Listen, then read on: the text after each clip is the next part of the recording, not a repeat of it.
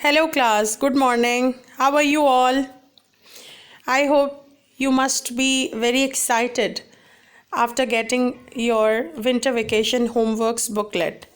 Now today this is the first instructional video which will be very helpful in solving assignment number 1, which is made from chapter 1, kinetic particle theory.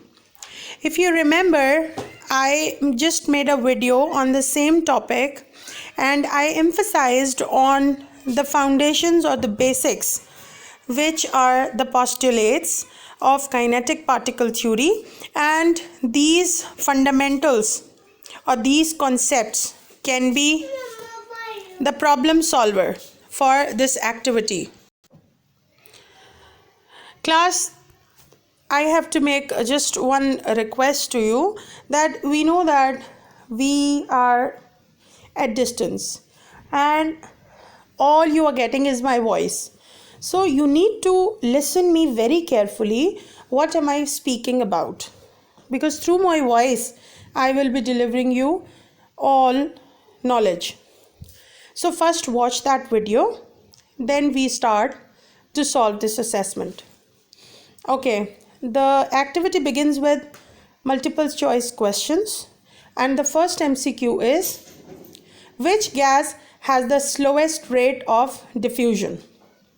The kinetic particle theory discusses and aims that all matter is made up of particles, and these particles are in constant motion, which is called as Brownian motion.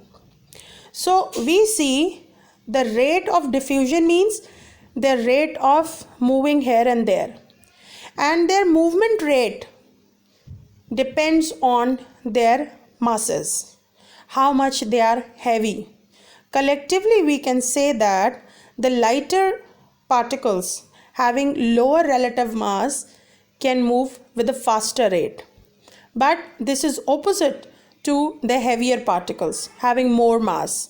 So among these four options, ammonia, methane, oxygen and nitrogen, you have to calculate their masses, their molar masses.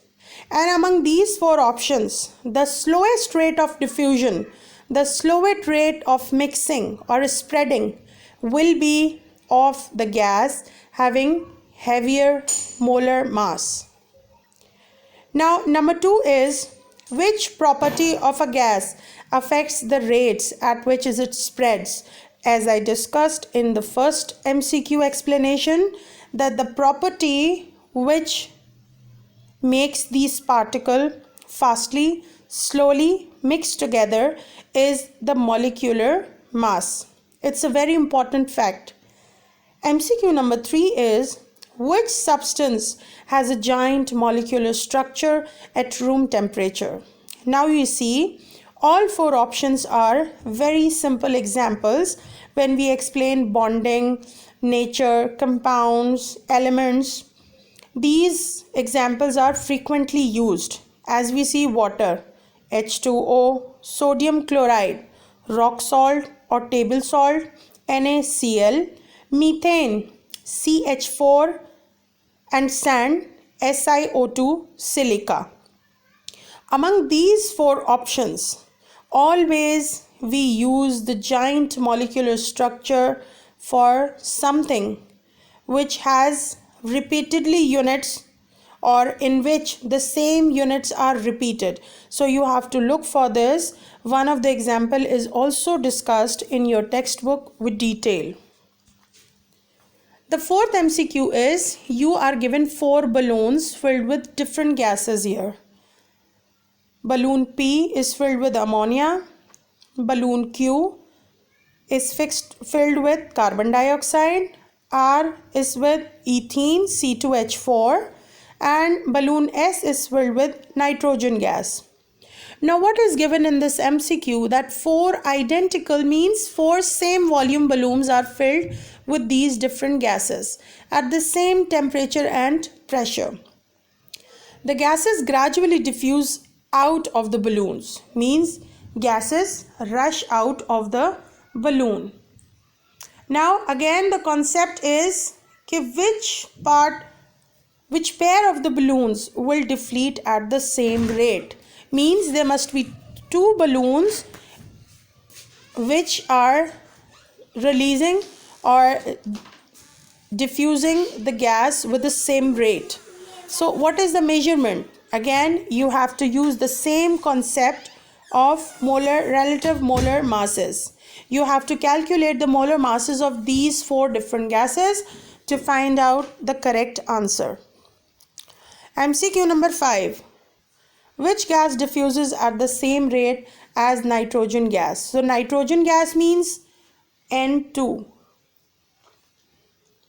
You calculate the molar mass of N2 and see among these four options whose gas having the closest or same molar mass. Now after thinking or provoking about the MCQs, there is a theory section in every assessments. The first question is state kinetic particle theory. Read the textbook very thoroughly to write the precise and short to the point answer of this question. Next is using kinetic particle theory, explain why liquids have fixed volume but not fixed shape. Again, I am giving you a clue that I have emphasized on this part in my video lesson. You just watch it again and read the topic to find the correct answer. Ice has a higher density than water vapor.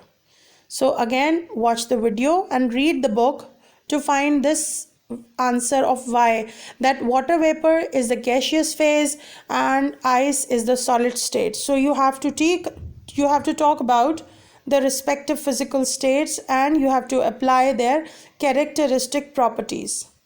The next question is, why does a liquid have a fixed shape? Again, a characteristic property of liquid physical state. Why does a liquid not have a fixed shape? Again, there is a table in my video which is discussing this question. What happens to the particles of a liquid that is heated and cooled? So you have to apply the heating and cooling conditions on the liquid state. So there is a change in the particulate level regards their kinetic energy and their distances and what is the effect of heating or cooling on the particles interparticular distance. So you have to speak about that fact here. Explain the heating curve of tetrachloromethane and cooling curve of naphthalene. There is a graph in your textbook which studies the effect of heating on tetrachloromethane, and the graph plot discuss what is the change of temperature on heating and cooling on naphthalene and chloromethane respectively. So the last question is, what is sublimation? Why do solids sublime? So which are those solids which give this process, or what's so special about them? What are the examples given in your textbook?